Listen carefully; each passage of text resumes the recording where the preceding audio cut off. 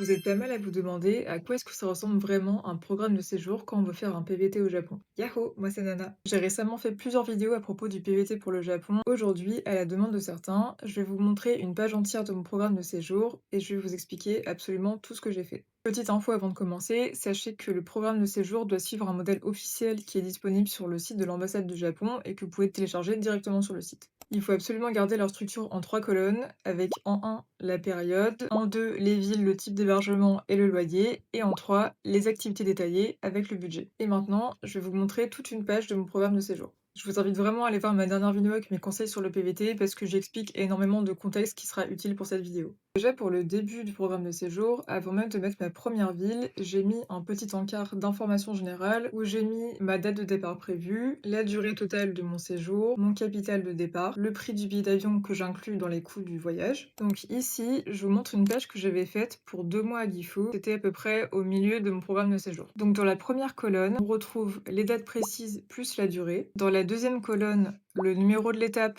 plus le nom de la ville. Moi, j'ai rajouté le nom en japonais, mais vous n'êtes pas obligé. J'avais aussi pour chaque destination ajouté le lien du site de l'office du tourisme ou de la ville pour montrer mes recherches. Ensuite, dans cette même colonne, j'ai détaillé le logement, donc le type d'hébergement, le loyer estimé et le lien d'un logement réel dans ce budget-là. Même si c'est pas celui que vous prendrez, ça prouve au moins que vos chiffres ils sont basés sur des recherches concrètes. Ensuite, dans la troisième colonne, je procédais toujours dans le même ordre pour chaque destination. Donc d'abord le trajet depuis la destination précédente, le type de transport, vous pouvez aussi mettre la ligne et surtout le prix estimé. Ensuite, on a le budget de transport pour la période. Après ça, vous pouvez mettre toutes les activités prévues, donc que ce soit des musées, des ateliers, des randonnées, des spécialités locales à goûter, des festivals, avec le prix exact quand c'est possible, et sinon, vous mettez une estimation réaliste. Vous pouvez soit classer par catégorie comme moi je l'ai fait, ou simplement faire une liste. Ensuite, j'ajoutais aussi une estimation pour la nourriture sur la période. Si jamais vous comptez travailler, vous pouvez ajouter le type de job, l'estimation d'heures, l'estimation de revenus, et vraiment, il faut mettre des liens d'offres d'emploi qui peuvent montrer que vous avez fait vos recherches.